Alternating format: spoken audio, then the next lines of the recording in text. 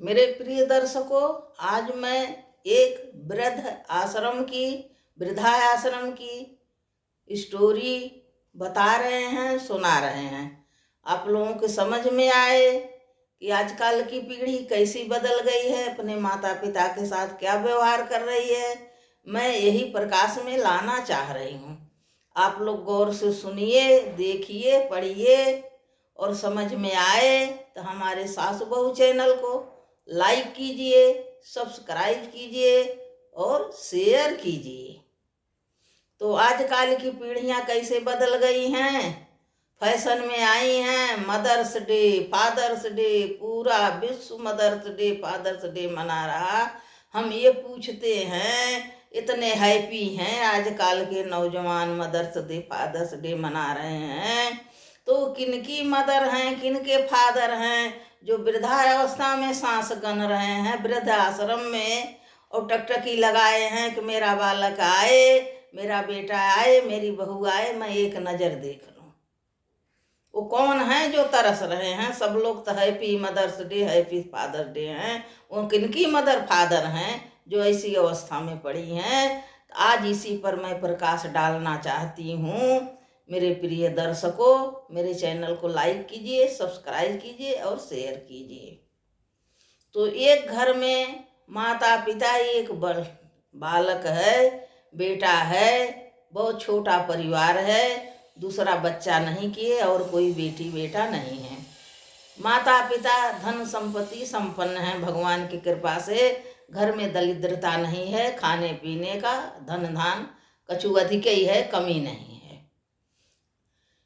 बेटा बड़ा होता है और यहाँ पढ़ाए, इसके बाद उसे विदेश भेज देते हैं पढ़ने के लिए। बेटा पढ़ने चला जाता है, उसके दादी बाबा नाती से बहुत लाड़ प्यार करते थे, नाती के संग लगे रहते थे। उसकी बचपन की फोटो भी थी, दादी बाबा, मम्मी पापा और नाती की संग में। यह सब बहुत अच्छा से चल रहा। नाती जब घर से पढ़ने गया विदेश, तब बहुत अच्छे माहौल में गया। हमारे दादी दादा अच्छे हैं, माता पिता अच्छे हैं, सब कुछ सबसे विदा लेके गया।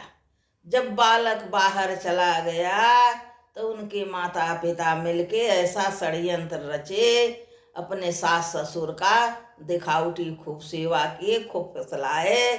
सास से कही बहू कि मम्मी जी, मैं आपके नाम से एक वृद्धा आश्रम खोल रही हूँ, इतने वृद्ध लोग मारे मारे फिर रहे हैं, आपको बड़ा पुण्य होगा, आपके पास भगवान सब कुछ दिए हैं, संपत्ति दिए हैं, धन दौलत, आप अपने नाम से एक वृद्ध आश्रम बनवा दीजिए। तब माता पिता तैयार हो गए और बहू ने साइन कराया कि आपके नाम से जमीन ले रहे। माता पिता साइन कर दिए कागज पर, बिना पढ़े साइन कर दिए, बिना देखे। अब वह सोचे मेरे नाम से वृद्धा आश्रम खुला रही है, बहुत लोगों के शरण मिलेगी, जिंदगी भर कमाया था, का किया, एक ही था हमारे बेटा, एक ही नाती, तो का करेंगे, संपत्ति बहुत अधिक, चलो सबका गुजर हो जाए। उनने साइन कर दिए। उनकी बहू खूब जोर शोर से लगी, बहू बेटा, खूब बड़ा वृद्धा आश्रम बना, बहुत जमीन ली गई, खूब जय जयकार हो रही थी। जब बन के तैयार हुआ तो आई, सास ससुर से कह बोली, मम्मी पापा, आज वृद्ध आश्रम का, आपके आश्रम का उद्घाटन है, आप लोग अवश्य चलिए, और बहुत लोग आए हैं, सबसे मिलिए, आप नहीं चलोगी तो अच्छा नहीं लगेगा। तो सास ससुर भी खुशी खुशी तैयार हो गए कि चलो भैया, हमारे आश्रम बना है और चलें देख आए। जाते समय तो लड़का बहू माता पिता के साथ ले गए और बहुत बड़े बड़े लोग जुड़े थे, खूब ताली बजी, कई वृद्ध थे जिनको वहाँ शरण मिली, और गाना बजाना हुआ, खाना पीना जलसा चला बहुत देर तक। फिर शाम हो गई तो लड़का बहू लौटने लगे, तो सास ससुर भी तैयार कि चलो बहू घर चले।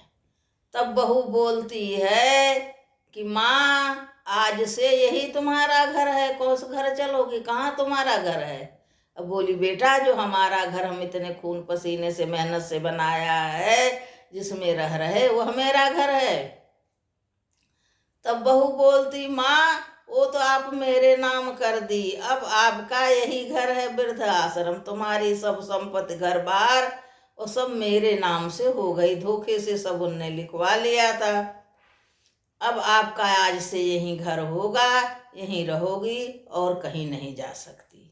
सास ससुर के वहाँ छोड़ के लड़का बहू घर आ गए और खूब मौज उड़ा रहे हैं और खूब वाहवाही हो रही, दुनिया में नाम फैल रहा कि चलो भाई ये तो बहुत धर्मात्मा है और कमाई करने लगी, कि ये सब वृद्धों के सबके माता पिता का कितना ख्याल रखती हैं। इस जमाने में ऐसा कौन है अपने माता पिता नहीं रख पा रहा है, ये दुनिया को वृद्ध को सहारा दी हैं। अब यही उनकी नौकरी थी, यही कमाई कर रही, यही वाहवाही लूटने के लिए कर रही।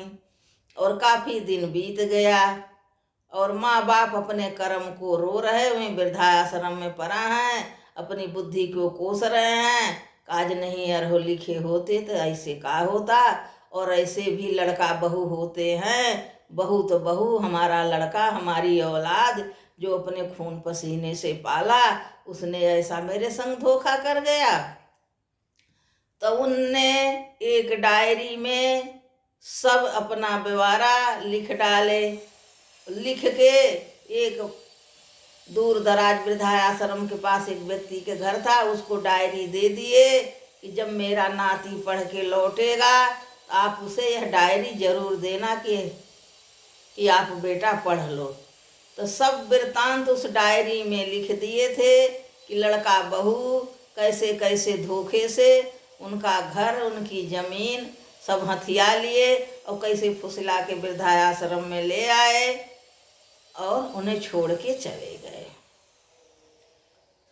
तब जब लड़का आता है, यहाँ रहता है, देखता है माँ बाप की उन्नति, बेटा ये सब तुम्हारे लिए है, किसके है, तुम्हारे लिए बना, इतना धन संपत्ति खूब उस वृद्धाश्रम से कमा रही, वाहवाही हो रही है और हर महीने 15 दिन में मीटिंग होती है, लोग जुड़ते हैं, शाबाशी देते हैं, तालियां बजती है। तो बेटे के आने पर भी एक दिन मीटिंग थी, बेटा से कहीं चलो, बेटा कहा वहाँ बूढ़े लोगों का काम है, हमारा क्या काम है, कहीं बेटा चलो देखो तो हमने कितना नेक काम किया है, सब ताली बजाएंगे, देखना तुम्हारे माता पिता की कितनी बड़ाई होती, तुम भी ताली बजाना चलो। तो लड़का गया, देखा तो देखने में सही अच्छा, बड़े बड़े लोग जुड़े सब हैं, खाना पीना चल रहा, बधाइयाँ बज रही, खूब शाबाशी मिल रही, ताली बज रही। तो वह बूढ़ा व्यक्ति बेर बेर झांकता है कि वह नाती से कैसे मिले जिसके पास डायरी थी, और इतने में उसे कुछ शंका होता है उसकी बहू को, और उस भगा देती है। बूढ़ा अपने घर जाता है तो वह लड़का का निगाह चली जाती है कि यह व्यक्ति मुझसे मिलना चाह रहा था, बिना मिले क्यों चला गया। लड़का पीछे पीछे जाता है, वह वृद्ध अपने घर में घुस जाता है। वह लड़का उनके दरवाजे पहुंचता है और देखता है किसी घर में यह बूढ़ा घुसा और दरवाजा ठोकता है। तो वह कहता है खुला है, आ जाओ, हम तो कहीं नहीं गए हैं, हम तो यही हैं, तुम ही चले गए थे। जब वह हिलता है और देखता है कि एक आदमी उस बूढ़ा वहाँ है, तो कहता है आप हमसे कुछ कहना चाहते थे, बताना चाहते थे, आप बिना बात किए क्यों चले आए। कहे हाँ चले आए, सब लोग कह रहे मुझे वहाँ कोई नहीं महत्व दे रहा, मुझे बुरी निगाह से देख रहा, मैं उठ के चले आए। मैं जो कुछ कहना चाहता हूँ आपको एक डायरी दे रहा हूँ, आप ले जाइए एक ईमान से, जब तुम्हें फुर्सत मिले अपने घर में बैठ के ये डायरी पढ़ लेना। लड़का डायरी ले लेता है, वहाँ से आता है और कहता बाबा मैं फिर आऊँगा आपसे मिलने। कहते ठीक बेटा जाओ।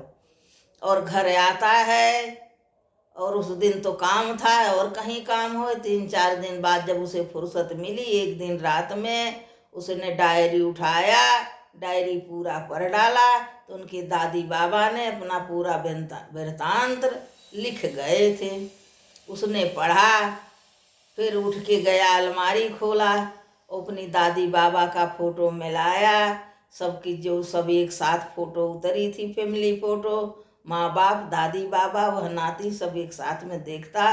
लड़का को बड़ा दुख होता है कि मेरे माँ बाप और दुनिया की तो वाहवाही बटोर रहे, तालियां बजा रहे, और अपने माता पिता के संग ऐसा कैसे किए, यह का किए, और ये कैसे सुधरेंगे, जाने कितने कुमार्ग पे जाएंगे।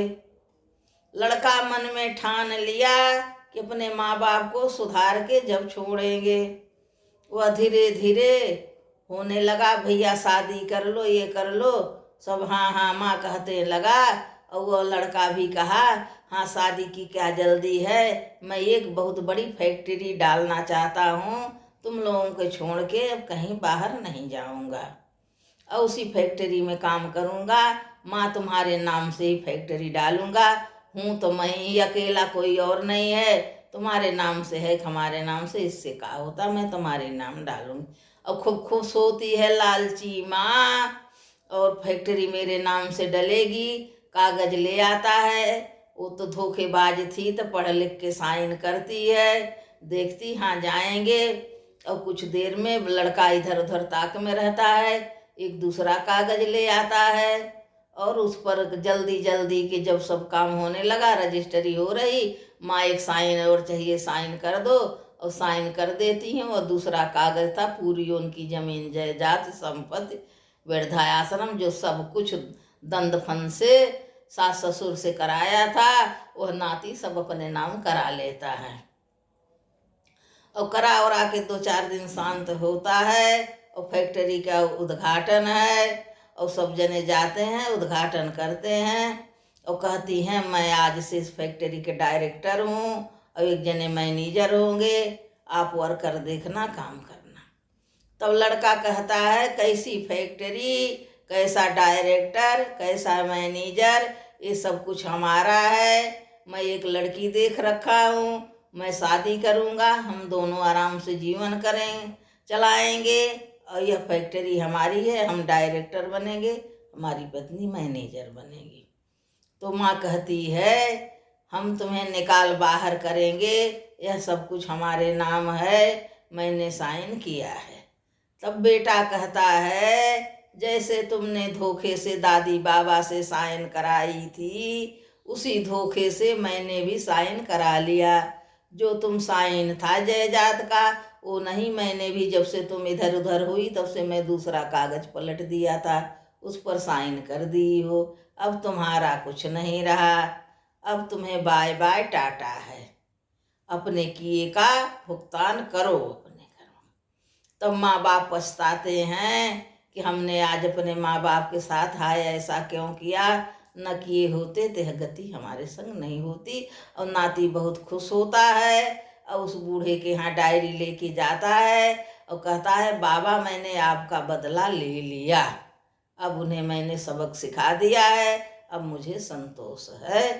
तब वह नाती आराम से रहता है, माता पिता के वृद्धाश्रम में भेज